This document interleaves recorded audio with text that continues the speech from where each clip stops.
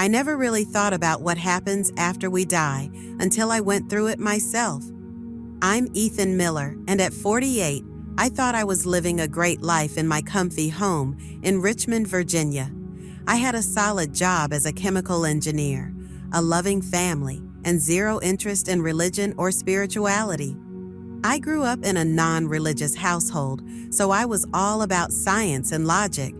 My dad was an astronomy professor, and my mom was a neurosurgeon, so our dinner table chats were all about astrophysics and how the brain works, not prayers or faith. By the time I hit adulthood, I was a die-hard skeptic, convinced that consciousness was just brain activity and that death was the end of everything. I remember getting into debates with my religious friends, armed with Carl Sagan quotes and scientific articles. I loved challenging Christians, thinking I could just tear apart their beliefs with logic and facts. Show me evidence, I'd say, real, verifiable evidence.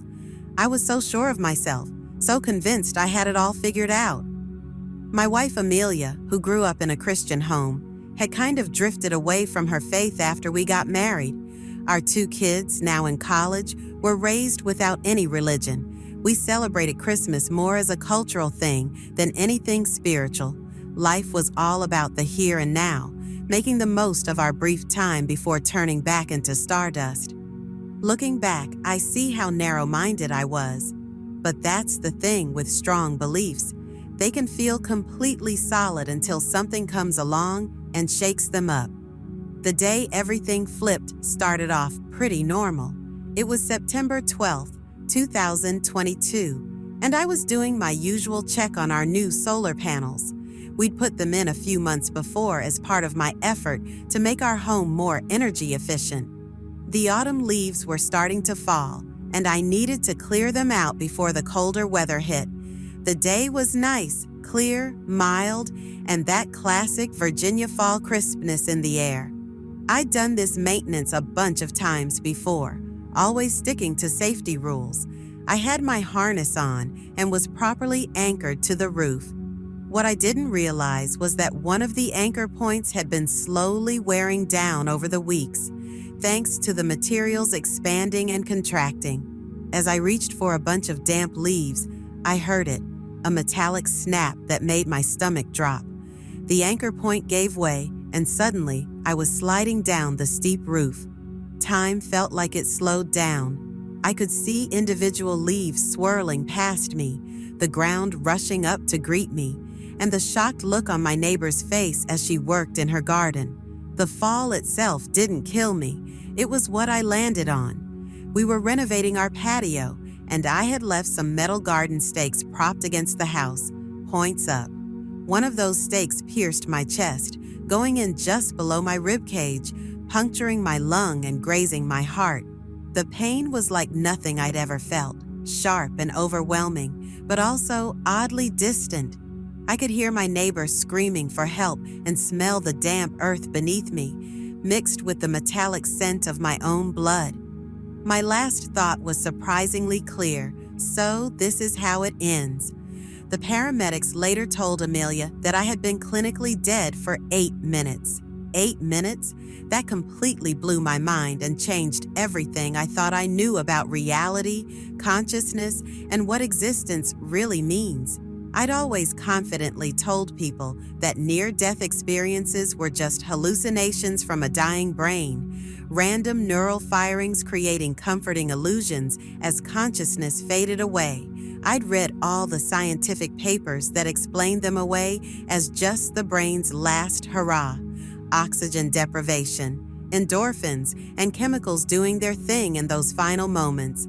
I thought I had everything figured out, or at least I thought I did. But what happened to me during those 8 minutes totally blew my mind and went against everything I thought I knew about science. This wasn't some hallucination or a dream or anything you'd expect from a brain that's about to shut down. It felt way more real than anything I'd ever experienced, and it made me question everything about reality, consciousness, and what happens after we die. As I lay there, feeling my life draining away on that cool September ground, I had no clue that I was about to dive into a journey that would completely shatter my worldview and force me to face truth I'd spent my whole life avoiding. The universe I was about to uncover was way stranger and deeper than my materialist mindset ever let me think. The last thing I remember before everything shifted was the sound of sirens in the distance, fading away as I slipped into unconsciousness. Then came the darkness, but it wasn't the empty void I always imagined.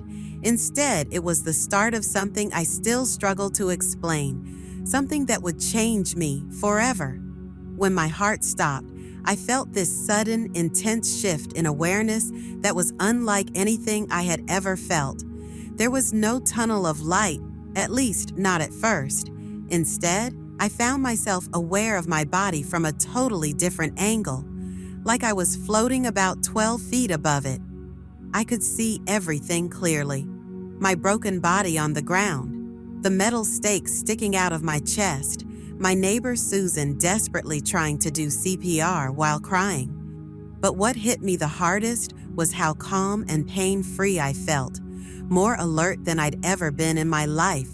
It was like my consciousness expanded, as if I'd been looking at reality through a tiny pinhole, and suddenly the whole lens cap had been taken off. When the paramedics arrived, their movement seemed almost comically slow from my new perspective. I wanted to shout to them that I was fine, that I felt better than ever, but of course, they couldn't hear me. I watched them work on my body, cutting away my clothes, sticking defibrillator pads on me, inserting IV lines. It was like watching a movie about someone else. Then something weird happened. The scene started to fade, but not into darkness. It was more like I was moving into a higher resolution of reality. Colors became way more vibrant, more real than anything I'd ever seen on Earth. I started to sense dimensions that don't even exist in our physical world. Not just length, width, and height, but something beyond that. There was this powerful force pulling me upward, not physically, but like my consciousness was being drawn toward something. That's when I saw it, not the typical tunnel of light, but something I can only describe as a living geometry of pure awareness. Imagine if you could see thought itself, if love could take on a visual form, if truth could be felt directly instead of just understood. As I moved through this space, I noticed other beings around me. They weren't the cartoonish angels with wings I'd always made fun of.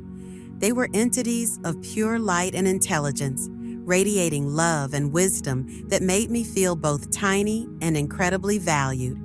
One of these beings came up to me, and in that moment, I realized something my skeptical mind had always rejected.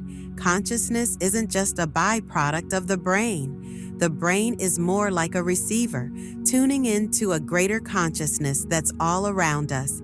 This being communicated with me, not through words, but through a direct transmission of thought and understanding. It told me, "You've spent your life denying essential truths." In an instant, I was shown my entire life, not just a simple replay of events, but a complex web of choices, consequences, and missed chances. I saw every time I dismissed someone's faith, and every time I'd chosen pride over being open to deeper truths. But this wasn't shown to me with judgment. It was presented with a deep compassion that brought me to my knees. Even though I didn't have a physical body to kneel with, the being continued, "Your scientific understanding isn't wrong, but it's incomplete. You've been looking at the shadow and denying the light that casts it." Suddenly, I was hit with a vision of reality that completely flipped my understanding. I saw how the physical universe is just a surface layer of something way more complex and profound. I realized that consciousness itself is the fundamental fabric of reality, not just something that emerges from matter like I'd always believed. You know, what really hit me hard was this presence I felt. It was like a wave of overwhelming love, wisdom, and power that my skeptical brain just couldn't wrap itself around. This wasn't the God I had always pushed away, but something way deeper and more fundamental. It dawned on me that this presence was what people have tried to describe as God all along, even if our attempts were about as effective as a stick figure trying to capture a real person. As this realization washed over me, I got shown even more. I started seeing souls. There's really no other word for it. They were in different states after death. Some were moving toward this beautiful light, drawn in by love and truth, while others were turning away, stuck in darkness because of fear, pride, or clinging to wrong beliefs. I realized clearly that these choices were completely theirs. Nobody was being punished. They were just facing the natural consequences of their decisions and beliefs.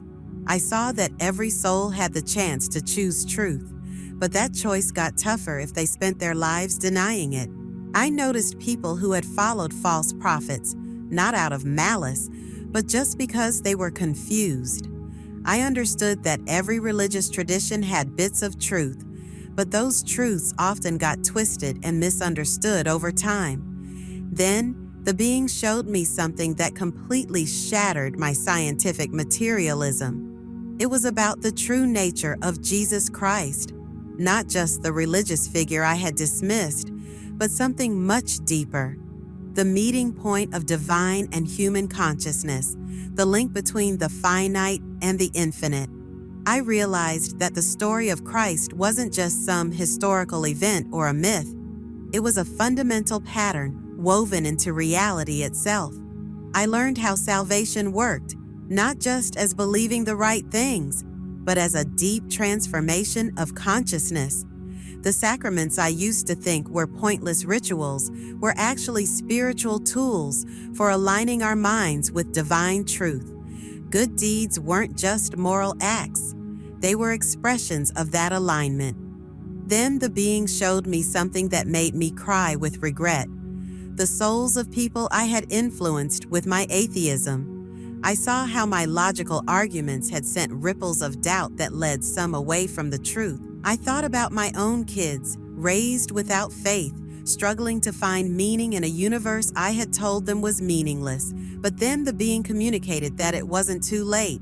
I was getting a chance to come back and share what I had learned. I felt like I was shown entire libraries of knowledge about reality, consciousness, and divine truth. I realized how many of humanity's current beliefs and practices were actually steering people away from the truth instead of toward it. I got to see the harsh consequences of moral relativism, denying absolute truth, and embracing ideologies that went against divine law. Next, the being took me to what I can only describe as a big gathering. That term doesn't even do it justice. I saw souls being judged, but not by some angry deity. Instead, they were judged by the pure light of truth that no deception could hide from. I watched as souls were shown their lives in perfect detail. Every choice, every action, every influence they had on others. Some souls glowed with joy as their lives unfolded, their faith and good deeds shining bright. Others shrank back in horror, realizing the true nature of their choices and how they affected others. What really struck me was that there was no need for any external judgment. Each soul's condition was just revealed by the light of truth. I witnessed something that filled me with both awe and fear, the reality of hell. But it wasn't the cartoonish torture chamber I used to laugh at. Instead, I understood it as a state of consciousness, a voluntary separation from truth and love, chosen by those who refuse to accept reality as it is. The separation was real, but it was the separation from truth that caused all the pain. Time didn't work the same way there. What felt like years of learning could have been just seconds in our earthly time. I learned about how prayer really works, not as asking for things, but as a way to align our minds with divine reality. I saw how the communion of saints worked across dimensions I didn't even know existed. just when I thought I couldn't take in anymore. So, this being showed me one last truth that totally blew my mind, the reality of divine judgment. I realized that every soul eventually faces this big moment of truth. It was like a revelation about how things really are. There's no reincarnation or second chances in new lives. Each soul gets one shot at life, one chance to pick truth over falsehood, light over darkness. The being communicated this in a way that felt like both a warning and a promise. What I saw was just a small piece of reality, but it was enough. I was meant to go back and share these truths. Sure, a lot of people would brush them off like I once did, but some would actually get it, and those words really resonated with me. I started feeling this pull back to my body. The being's presence was fading, but not before giving me one last message. The truth I saw isn't mine to change or twist. I need to share it just as it is, because in these confusing times, pure truth is more important than ever. My journey back wasn't just a simple rewind. I passed through layers of reality, each one revealing new insights. I saw how the spiritual and physical worlds overlap, how angels and demons mess with human minds. It was clear there was a spiritual battle happening around Earth, not with swords, but with truth and deception as the weapons. I noticed how some ideologies and movements that claim to promote love were actually leading people away from divine truth. The being showed me that what many called progress was actually a step back from divine design, especially when it came to human sexuality and gender. I understood that these divine laws weren't just random rules, but reflections of deeper spiritual truths. I also learned about other religions. They had bits of truth, but had been twisted by deception. I saw how false prophets misled millions while pretending to have divine authority. This wasn't shown to me with anger, but with deep sadness for those being misled. As I went through these layers, it clicked why I was being sent back. My science background wasn't a barrier, it was a tool to help others understand. I always thought I was following evidence and reason, but I realized I'd been looking through a deliberately narrow lens. The closer I got to my body, the more I felt the heaviness of physical reality coming back.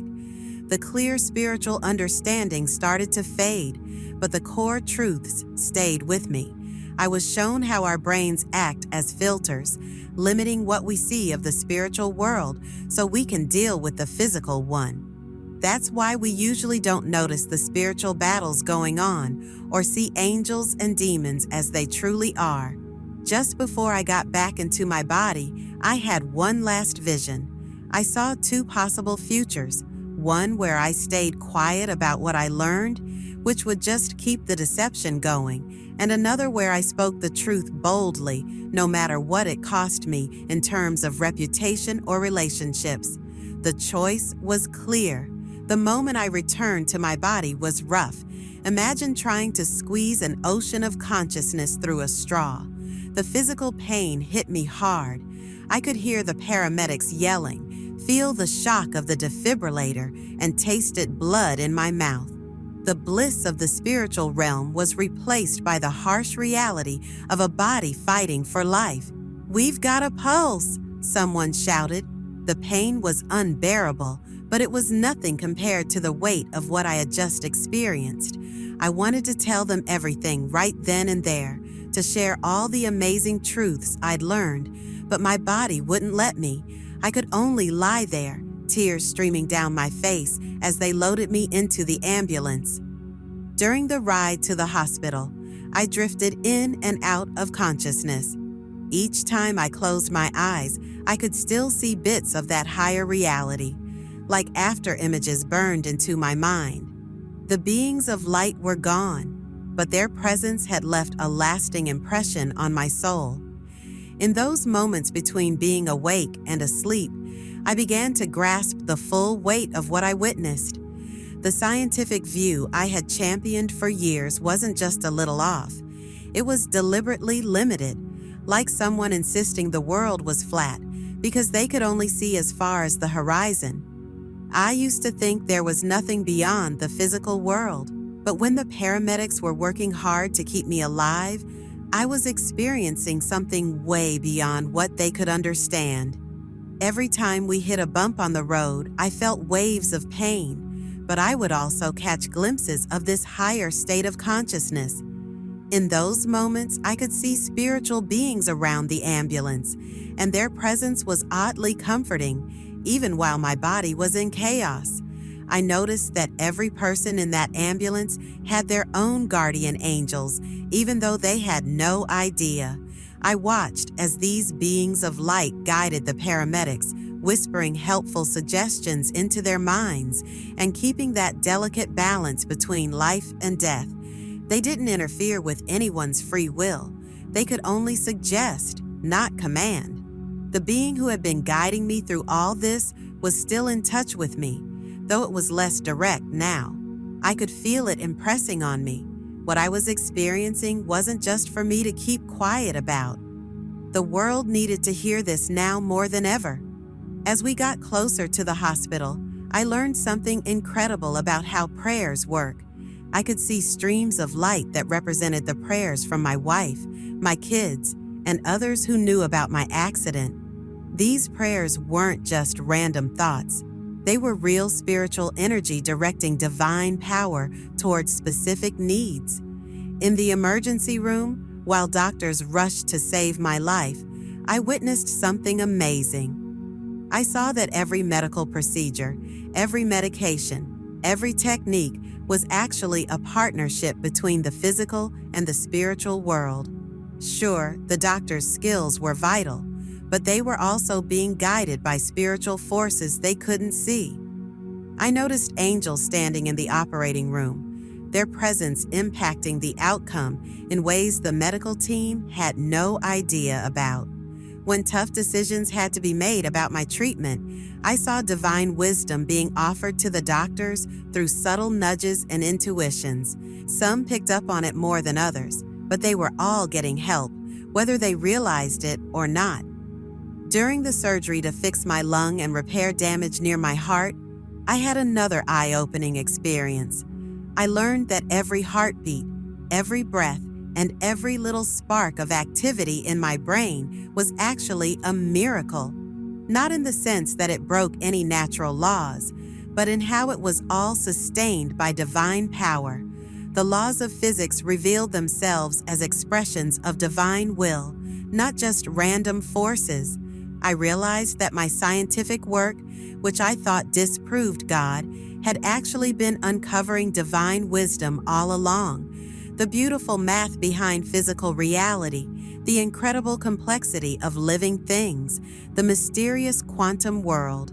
All of these were glimpses of divine truth that I had stubbornly viewed through a materialist lens. As the surgeons worked to save me, I had a vision of how my future story would impact others.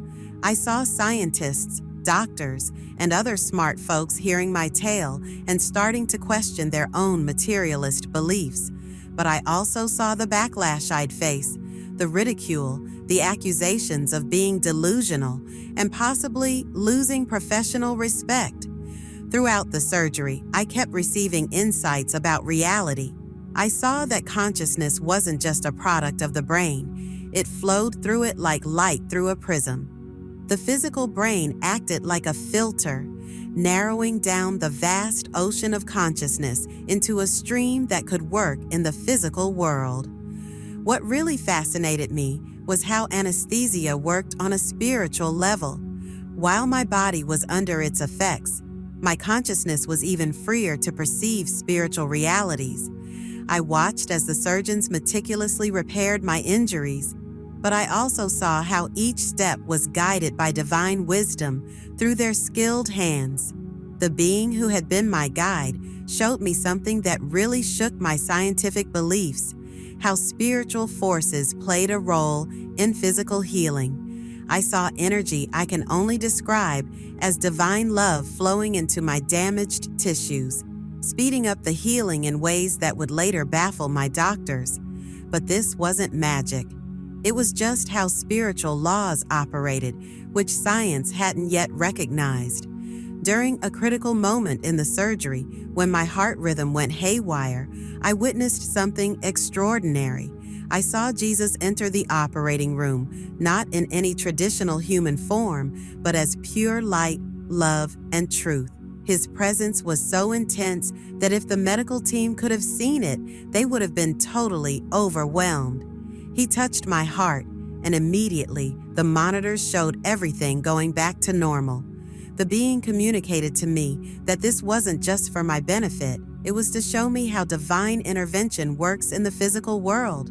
It follows laws and patterns just like physics, but operates on a higher level of reality.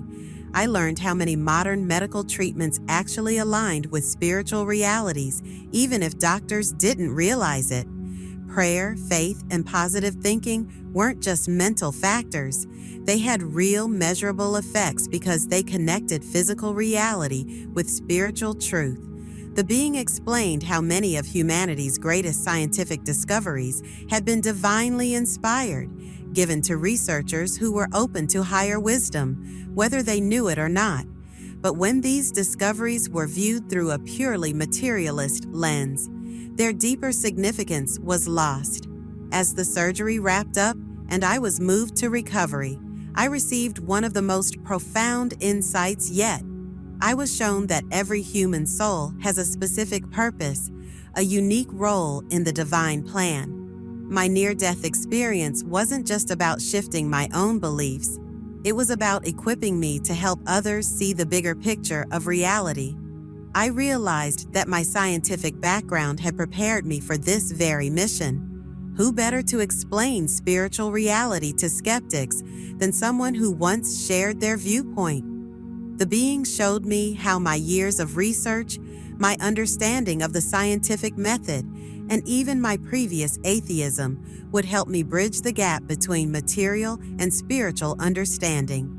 During those hours in recovery drifting between physical and spiritual awareness, I was given detailed instructions about how to share what I had learned. I was shown how to present these truths in ways that would reach different types of people, scientists, religious seekers, skeptics, and believers alike, but I was also warned about the challenges ahead. I saw how some would try to dismiss my experience as mere hallucination or the product of a dying brain. I was shown how others would accept parts of my testimony, but try to reinterpret it to fit their existing beliefs. The being emphasized the importance of sharing the complete, unvarnished truth, even when it contradicted popular opinions or cultural trends. Throughout my time in recovery, the visions and revelations continue, though with decreasing intensity as my body grew stronger. The being showed me how the modern world had drifted far from divine truth, not just in obvious ways, but in subtle, insidious patterns of thought that had infected even religious believers. I witnessed how certain ideologies had crept into society, presenting themselves as compassionate and progressive, while actually leading souls away from truth. The being showed me how moral relativism, the denial of absolute truth, and the elevation of personal feelings over divine law were causing massive spiritual damage. One of the most difficult revelations concerned human sexuality and relationships. I saw how the redefinition of marriage, the confusion about gender, and the normalization of various sexual behaviors were not just social changes, but spiritual catastrophes. The being showed me how these changes were destroying the divine pattern for human relationships and causing deep spiritual wounds that would take generations to heal. These truths will be hard to share, the being communicated, but they must be spoken. Many souls are being lost because no one dares to speak truth in the face of social pressure. I was shown how modern entertainment, media, and education systems were being used to gradually reshape human consciousness away from divine truth. What looked like progress on the surface was actually a carefully orchestrated movement away from spiritual reality. The being showed me how this deception was affecting children, particularly strongly, programming them from an early age to reject divine wisdom in favor of human philosophies. During one particularly profound vision, I was shown the true nature of time and eternity.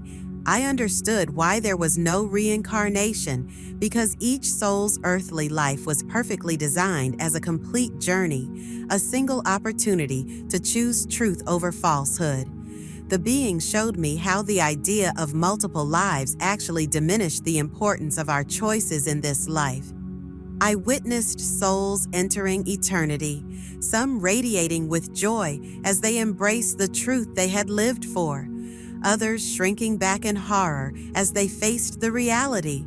They had denied. The being showed me how every choice, every action, every belief during physical life had eternal consequences. This wasn't about punishment, but about the natural results of either aligning with or rejecting truth. Your task, the being impressed upon me, is to help people understand that their time on earth is their one chance to choose truth. There are no do-overs, no second chances in another life. Every moment matters eternally. As my body continued to heal, I was given increasingly detailed insights about how to share these truths effectively. The being showed me how to use my scientific background to explain spiritual realities in terms that skeptics could understand. I was shown how to address common objections, how to present evidence that would resonate with different types of people, and how to maintain my credibility while sharing seemingly incredible truths. But perhaps the most profound revelation came when I was shown the future impact of my testimony. I saw how my story would reach people who had been deceived by false teachings, helping them find their way back to truth. I witnessed how my scientific approach to spiritual reality would help bridge the gap between faith and reason for many searching souls. The being showed me something that particularly struck my scientific mind: the mathematics of eternity. I saw how our finite choices in this life created infinite consequences, not through arbitrary divine decree, but through the natural operation of spiritual laws. Just as a small angle difference at the start of a line becomes in vast distance over infinity, our seemingly small choices in life created eternal trajectories in the spiritual realm. During these revelations, I was shown more about the nature of angels and demons. These weren't the cartoon characters of popular imagination, but rather intelligent beings operating according to spiritual laws as precise as physics. I watched how they influenced human consciousness through thoughts, feelings, and subtle suggestions, always respecting free will, but constantly working to guide souls toward or away from truth. The being revealed how modern technology, while neutral in itself, was being used to reshape human consciousness in ways that made it harder to perceive spiritual reality. The constant distraction, the artificial stimulation, the virtual relationships, all of these were shown to be creating a kind of spiritual static that made it increasingly difficult for souls to hear divine truth, observe the being instructed, showing me how social media algorithms and entertainment platforms were actually spiritual technologies in disguise, gradually rewiring human consciousness to prefer artificial experiences over genuine spiritual connection. I saw how this was affecting prayer, meditation, and the ability to perceive divine presence. One of the most startling revelations concerning the nature of good works and faith. The being showed me how these weren't separate things, but rather two aspects of the same spiritual reality. True faith naturally produced good works, while genuine good works could only flow from authentic faith. Both were necessary for spiritual growth. Like two wings of a bird, I witnessed how prayers and sacraments operated on a quantum level, creating ripples in spiritual reality that affected physical matter in subtle but measurable ways. The being showed me how scientific instruments would eventually detect these effects, though interpreting them correctly would require spiritual understanding. During one profound vision, I was shown the true nature of human consciousness and its relationship to the divine. Our individual consciousness, I learned, was like a wave on the ocean of divine consciousness, seemingly separate and independent, but actually part of a greater whole. This wasn't pantheism, though. We remained distinct individuals while being connected to the divine source. The being explained how this understanding had been distorted by various religious traditions. Some claimed we were all God, others that we were completely separate from God. The truth I was shown was more complex and beautiful. We were created in God's image, capable of participating in divine nature while maintaining our unique identity. As my physical healing progressed, I received increasingly detailed instructions about how to share these truths. I was shown how to use scientific concepts as bridges to spiritual understanding, how to present evidence in ways that would resonate with different types of minds, and how to maintain integrity while discussing experiences that seemed to defy physical laws. The being then revealed something that particularly challenged my scientific mindset: the true nature of miracles. I saw how they weren't violations of natural law, but rather the operation of higher spiritual laws that superseded physical ones.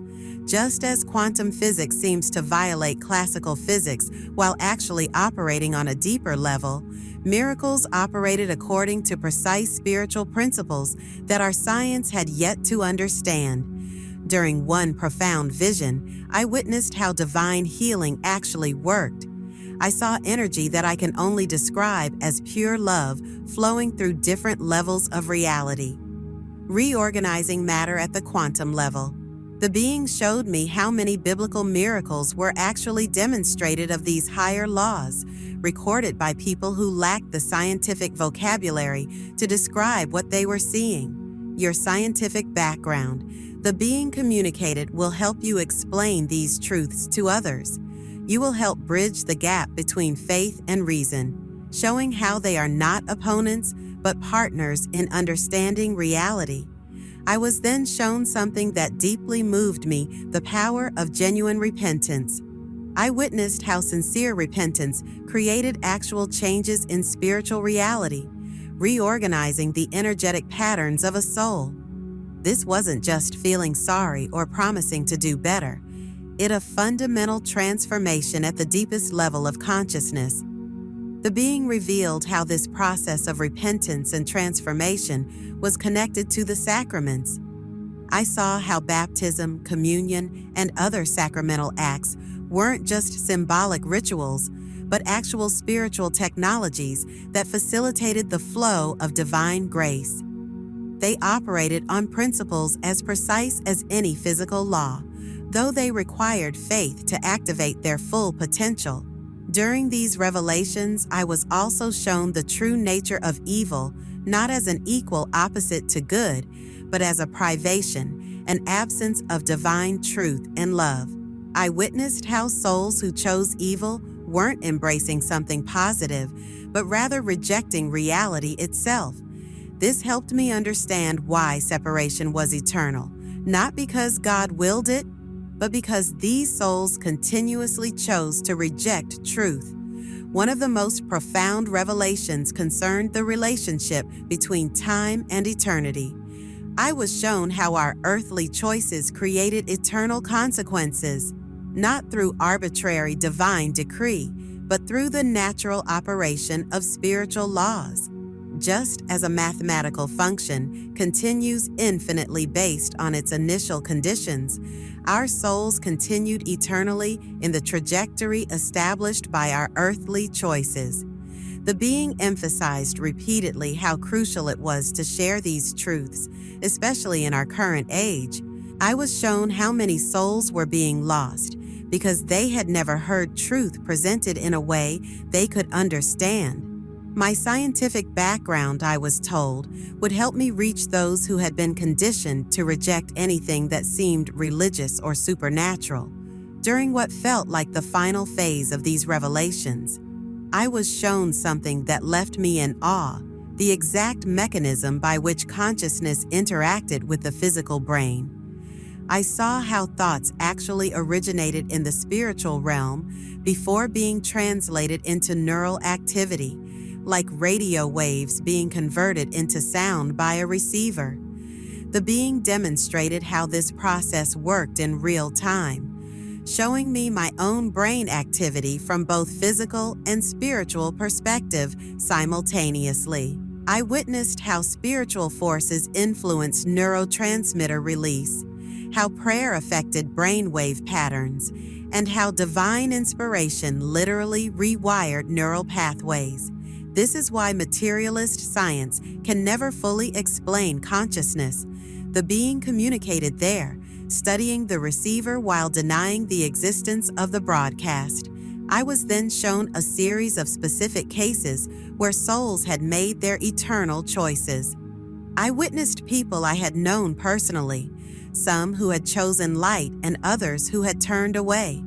What struck me most was how these choices weren't single dramatic moments, but rather the culmination of thousands of smaller decisions, each one either opening or closing the heart to truth. The being revealed how modern society's obsession with self-definition and personal truth was actually a form of spiritual suicide. I saw how phrases like my truth and living my authentic self often mask the deeper rejection of divine reality. The beings showed me how this seemingly harmless philosophy was leading countless souls toward eternal separation from truth. Truth is not personal. The being impressed upon me, it exists independently of human belief or acceptance. Your task is to help people understand this before it's too late. In what felt like the culmination of my near-death experience, I was shown a comprehensive vision of how all these truths fit together. I saw how physical reality, quantum mechanics, consciousness, free will, divine grace, and eternal consequences all operated as part of a single unified system of reality, far more complex and beautiful anything I had imagined in my scientific career. The being's final communication was both a promise and a warning. What you have seen is real. Many will try to dismiss or distort these truths, but you must remain faithful to what you have witnessed. Your scientific credibility will be both a blessing and a curse. Use it wisely. As my consciousness began its final transition back to my physical body, the being showed me one last series of profound revelations. I witnessed how every soul's journey was unique, yet interconnected, creating a vast tapestry of spiritual development that spanned both time and eternity. I saw how the modern world's rejection of absolute truth had created a spiritual crisis unlike any in human history. The being showed me how social media, artificial intelligence, and virtual reality were creating new forms of spiritual challenges that souls had never faced before. These technologies weren't evil in themselves, but they were being used to create artificial substitutes for genuine spiritual experience. Human consciousness is being restructured. The being explained away from divine reality and toward artificial constructs. This is why your testimony will be crucial. You understand both the scientific and spiritual dimensions of this crisis. In these final moments, I was given a detailed understanding of how the brain would filter and process my near-death experience once I returned. I was shown why some details would seem clearer than others and how certain aspects of what I had witnessed would be almost impossible to express in human language. The being revealed how my experience would be received by different groups, how skeptics would try to explain it away with materialist theories, how some religious people would accept parts while rejecting others, and how certain individuals would recognize the ring of truth in my testimony because they had been prepared by divine grace to receive it. I remember the being impressed upon me one final time. You are not responsible for how others receive these truths. Your responsibility is simply to share them faithfully and completely. As my consciousness began its final descent back into physical reality, I was overwhelmed by a sense of divine love, so profound that it seemed to rewrite every cell in my body.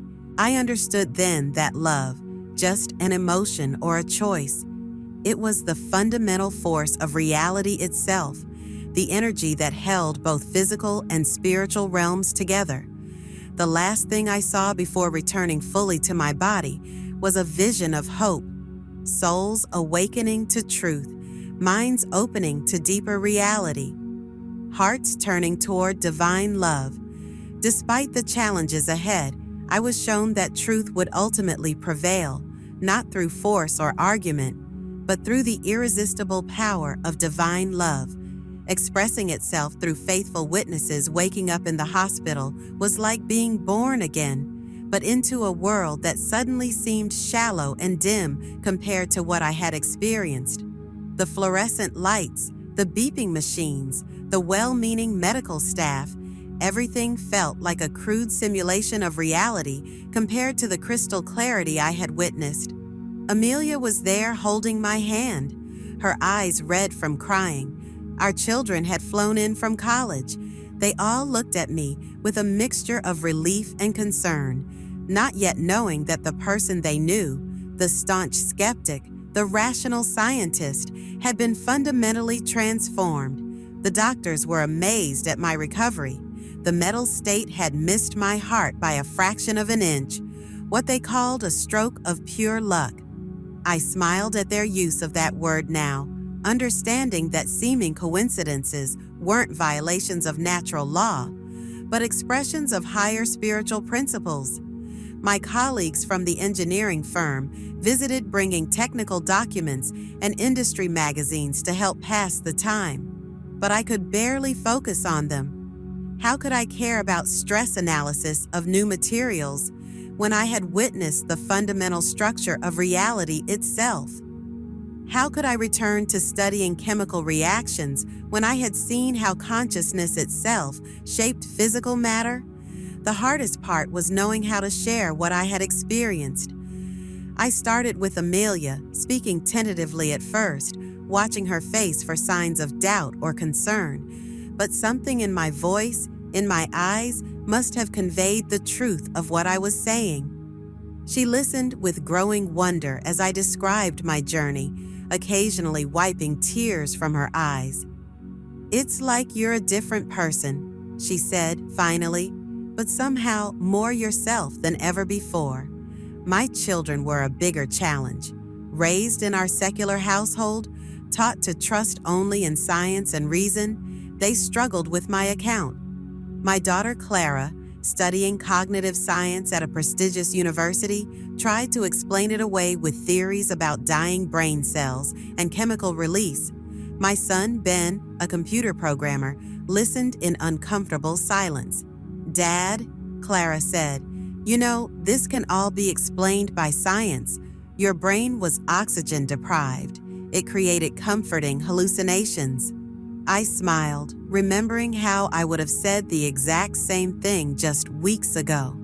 "Clara," I replied, "what if science is only seeing part of the picture? What if consciousness isn't produced by the brain, but merely transmitted through it?" The real challenge came when I returned to work. My transformation from renowned skeptical engineer to someone who had witnessed divine reality created quite a stir in professional circles. Some colleagues avoided me. Others tried to have me psychologically evaluated. A few listened with genuine interest, particularly those who had their own unexplained experiences they'd never dared to share. My research focus shifted. While I still conducted rigorous scientific studies, I began looking for ways to bridge the gap between physical and spiritual understanding. I started investigating the measurable effects of prayer on physical systems, the relationship between consciousness and quantum phenomena, the energetic correlates of spiritual experience. Some called it career suicide, but for every door that closed, another opened. I began giving lectures that combined hard science with spiritual insights. People were hungry for this perspective, someone who could speak both languages, who could show how faith and reason weren't enemies, but partners in understanding reality. Writing papers about my experience proved challenging. Academic journals rejected them as unscientific, while religious publications found my scientific approach too clinical. But I persevered, knowing that these truths needed to be shared in a way that both scientists and spiritual seekers could understand. I started a blog where I could freely share my insights, combining rigorous scientific analysis with the profound truths I had learned during my near-death experience. I wrote about the nature of consciousness, the illusion of death, the reality of the spiritual world, and the profound implications of divine law for our daily lives. The response was overwhelming. Thousands of people from all walks of life began following my blog, sharing their own stories, asking questions, and seeking guidance. I found myself thrust into the unlikely role of a spiritual teacher, a position I had never sought but now embraced with humility and a deep sense of responsibility. I began receiving invitations to speak at conferences, churches, and even scientific symposia. My unique perspective, that of a trained engineer who had witnessed spiritual reality firsthand, resonated with people in a way that traditional religious or scientific arguments often didn't. One of the most rewarding aspects of this new chapter in my life was seeing how my testimony affected others. I received countless messages from people who had been struggling with doubt, grief, or spiritual confusion, telling me how my story had given them hope, comfort, and a renewed sense of purpose. I reconnected with my wife's faith, attending church with her not as a cultural obligation, but as a genuine spiritual practice. I began studying the Bible and the writings of early Christian mystics, finding in them echoes of the truths I had witnessed firsthand. My children remained skeptical, but our relationship, they saw the positive changes in me, the increased patience, the deeper compassion, the unwavering sense of purpose. And while they didn't fully accept my explanation, since they respected the transformation they witnessed, my professional life took an unexpected turn. I was offered a position at a newly formed research institute dedicated to exploring the intersection of science and spirituality.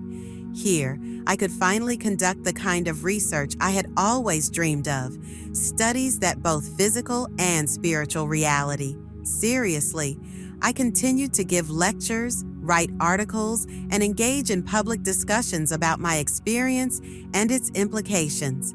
I emphasized the importance of maintaining rigorous scientific standards while remaining open to realities beyond the material realm. I spoke about the dangers of moral relativism, the importance of adhering to divine law, and the profound consequences of our choices for our eternal destiny. My message was not always popular. I faced criticism from both the scientific and religious communities.